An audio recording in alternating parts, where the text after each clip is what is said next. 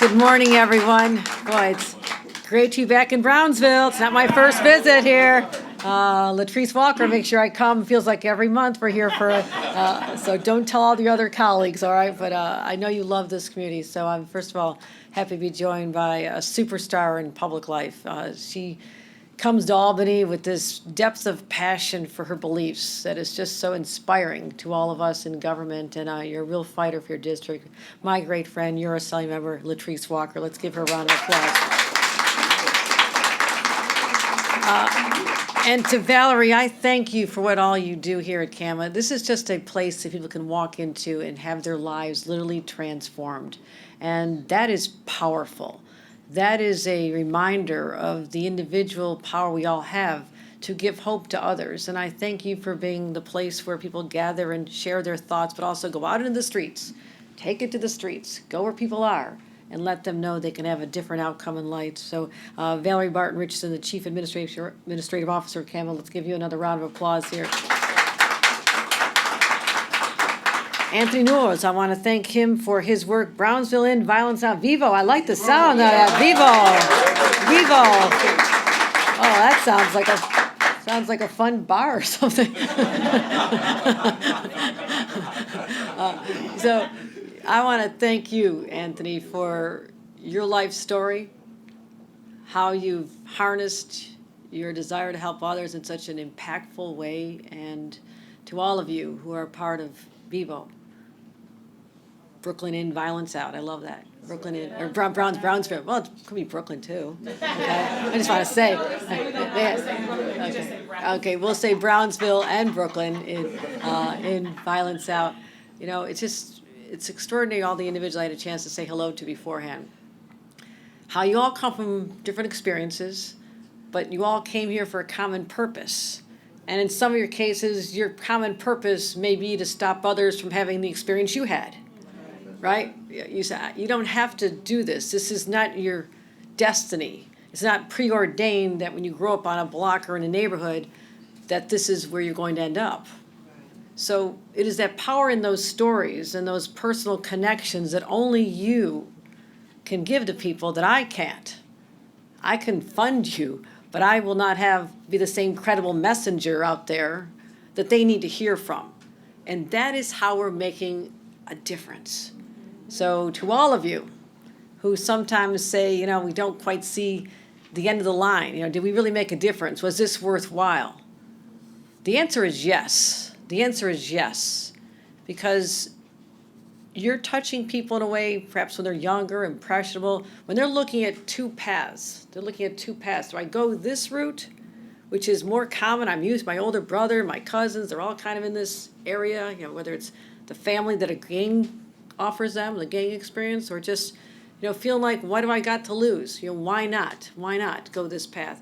And then to offer the other path, you know, finish your education. Get some training, get a job, think about yourself as having a family someday and giving back, getting involved in your church and your community. You can also show them that path. You're not going to know all the people who took that path, but I'm telling you, they're doing it because of what you're doing. I wanted to reinforce that to all of you here today. So to all of you at Vivo, Brownsville in, Violence Out.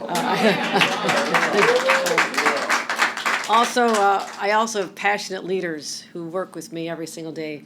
Rosanna Rosado, our former Secretary of State.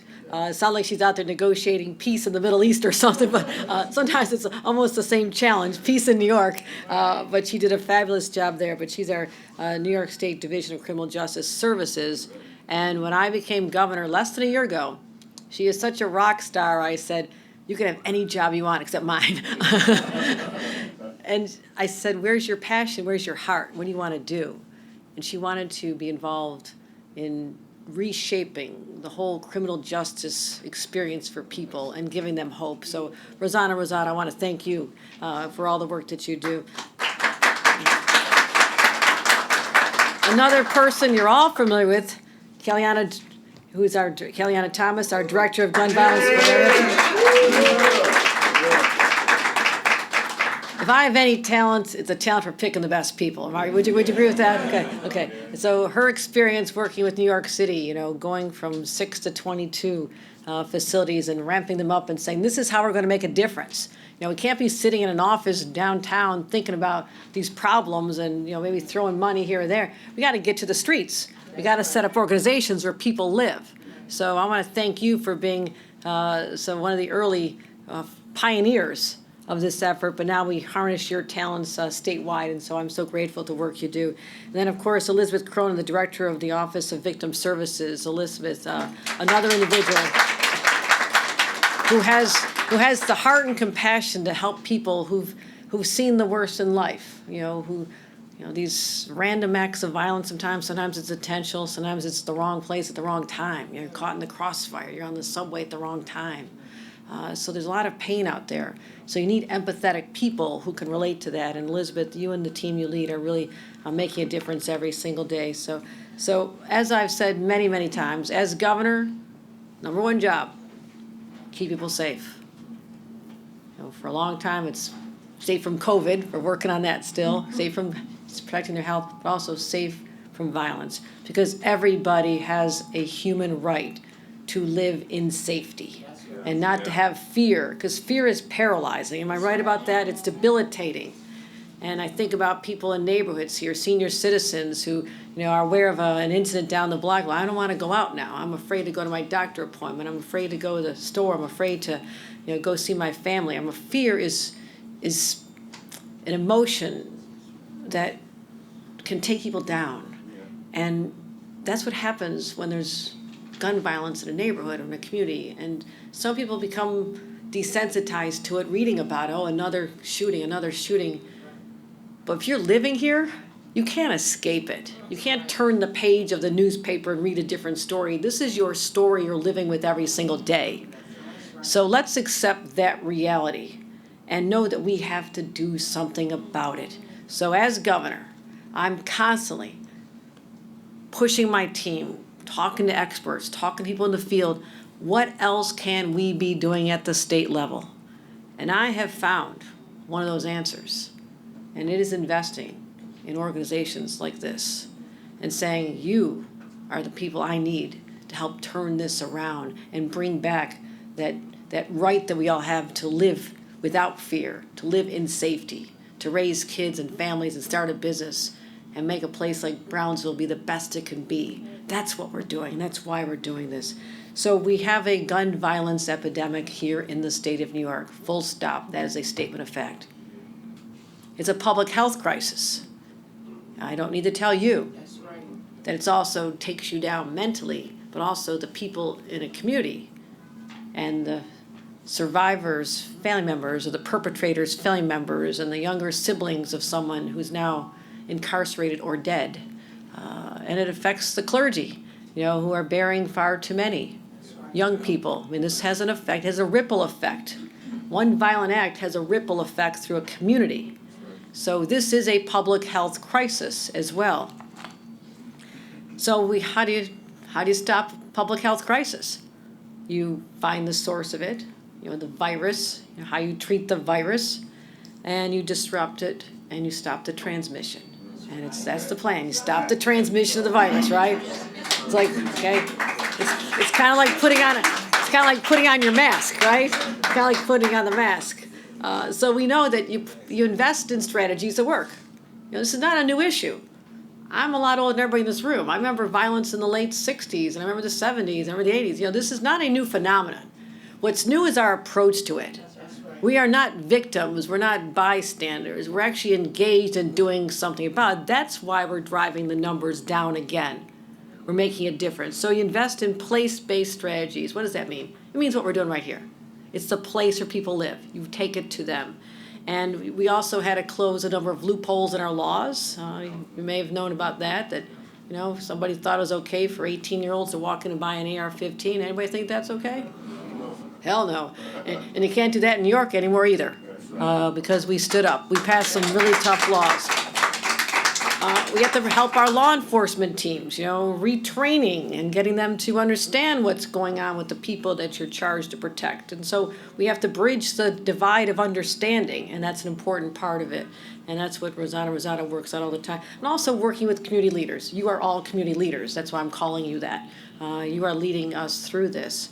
And so some of you have lived the experience, you're uniquely situated to be able to help people. But what at the bottom line is, you're building relationships, right?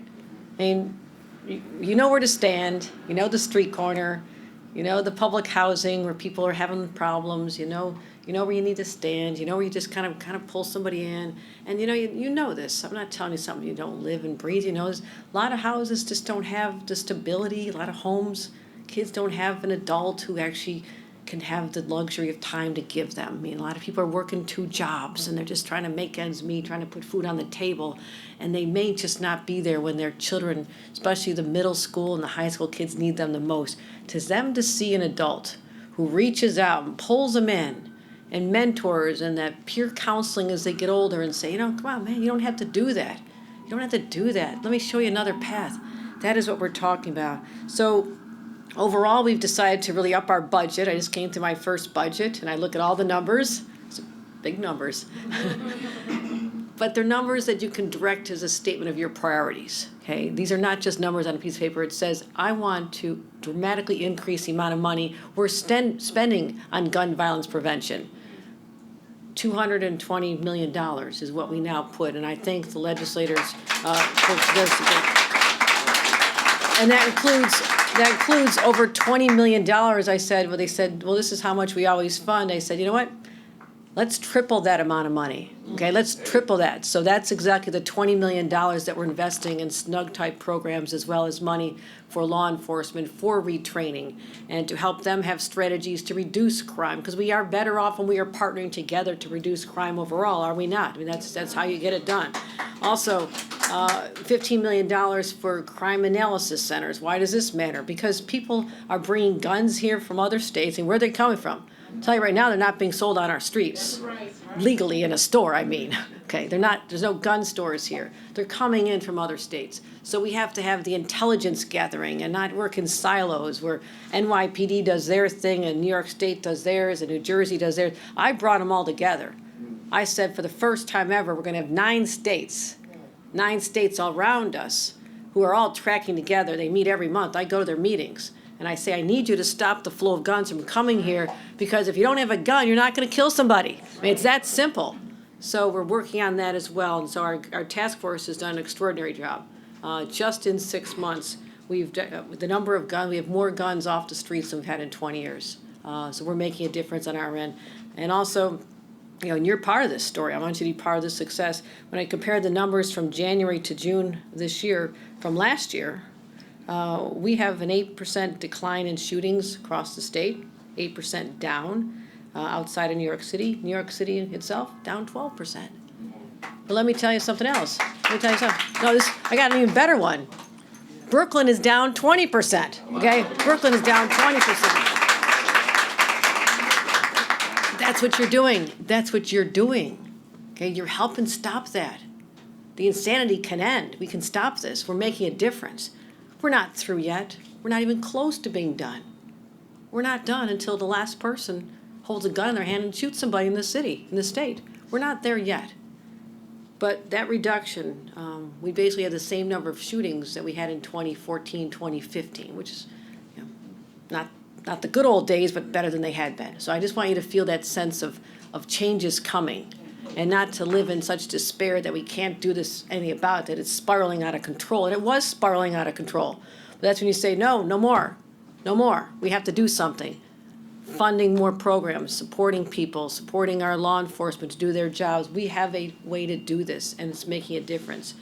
So we talk about what we're doing. And again, I'm reinforcing we're not done yet. I mean, we just had a horrific situation with, just a random Tuesday night, not even a weekend night in the summer, a Tuesday night, 4-hour period. We had 5 people shot in the city, 4-hour period. So I don't want to diminish what's going on. Can't do that ever. But we will continue devoting everything we have at our disposal to stop this crisis, because we are seeing a difference. We need to help people get through trauma and the grief that they're experiencing.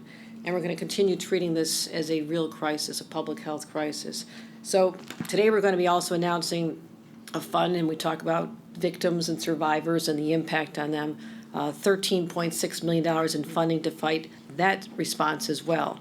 That'll include funding for parts of our state that are seeing a rise. We have data, we track the numbers, we know where the cases are happening. We have over 30 nonprofits and hospitals, and what we're going to be doing, which I think is phenomenal, we're going to be hiring over 150 more, we call the credible messengers, 150 more people.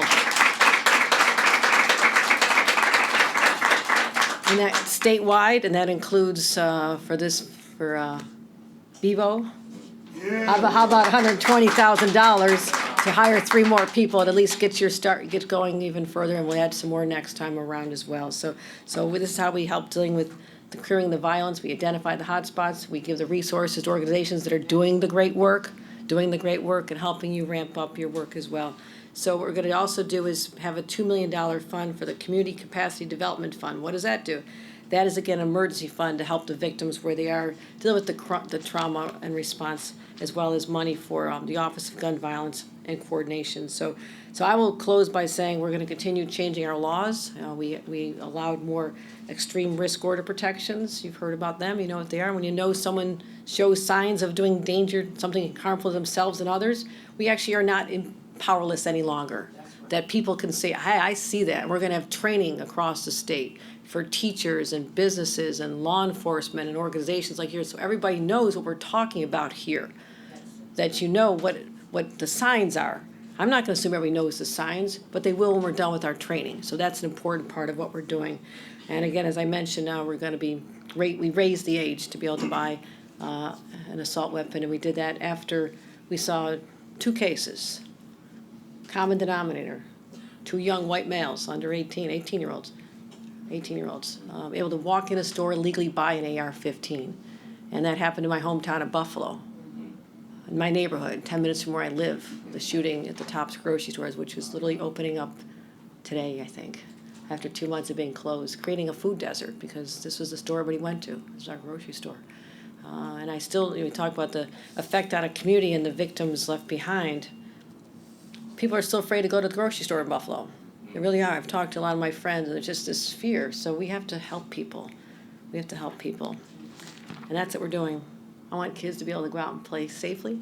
I want kids to ride their bikes. I want moms to push strollers. I want kids to just feel like they're going to be okay. And how are they going to feel okay? Programs like yours. Programs like this all over our city and our state.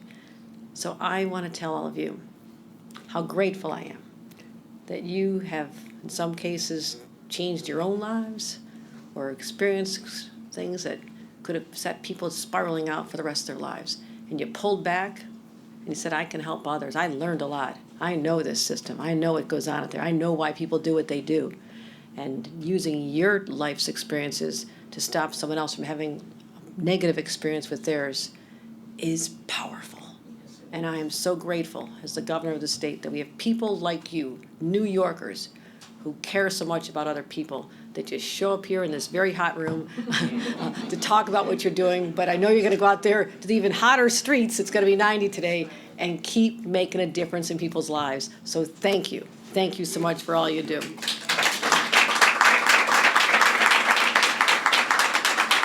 with that, let me introduce our next speaker, who is Anthony. I want to bring you up to talk about the program and tell us exactly what we do here.